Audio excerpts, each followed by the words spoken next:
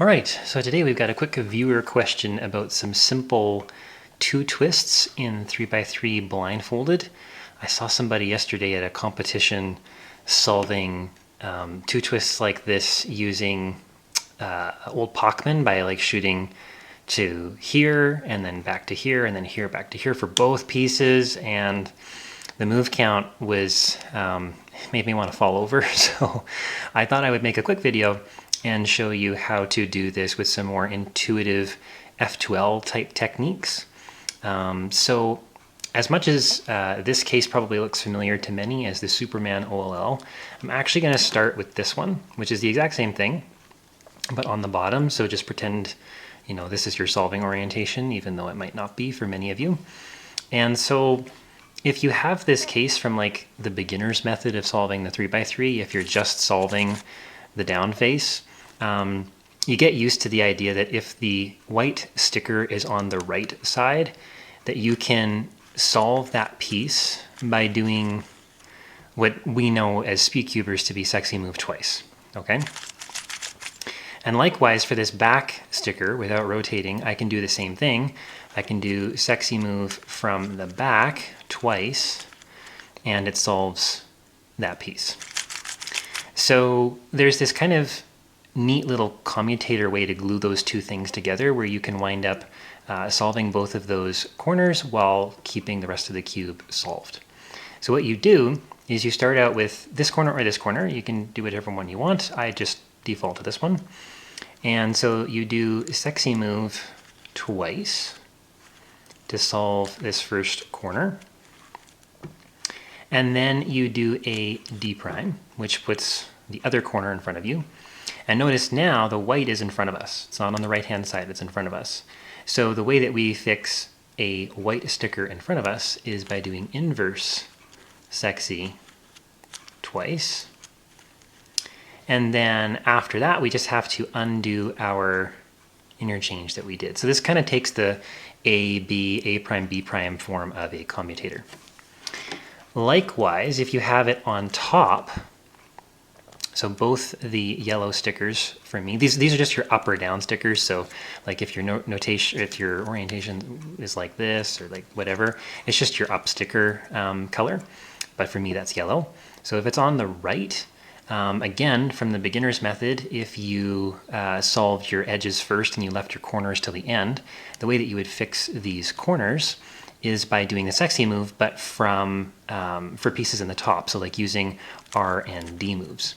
So how we would fix a sticker on the right is by doing R prime, D prime, R, D twice. And then we can bridge that. We can do the exact same thing, but for the other piece by doing a U. And now this up sticker, this yellow, this up color, this yellow sticker is in front of me. And so the way that we deal with that is by doing R prime D, R D prime, R prime D, R, like that. And if I didn't screw up somewhere, this would be just a U prime away from being solved. That's a blooper. Let me fix this. It's only because I'm going slow. So we'll do this again. So it's on the right hand side. So we do like that. I think I did an extra D, which is what broke it last time. Do your U. It's in front of you now. So you do R prime D, R D prime twice. And then you can undo your U prime interchange, just like that. So that solves cases that look like Superman. The interesting thing, though, is you can also do this for cases that look like Chameleon. So I think this is called Chameleon, I'm not sure. Anyway, for this yellow OLL, if the yellow sticker is in front of you and in the back, you can apply the same techniques. It's just the corners are twisted differently now. So instead of it being on the right-hand side to start with, it's on the front. So you can fix that with R prime D, R, D prime twice, without that last D move. And then a U. Now it's on the right-hand side, so it's just like the first Superman case that we did.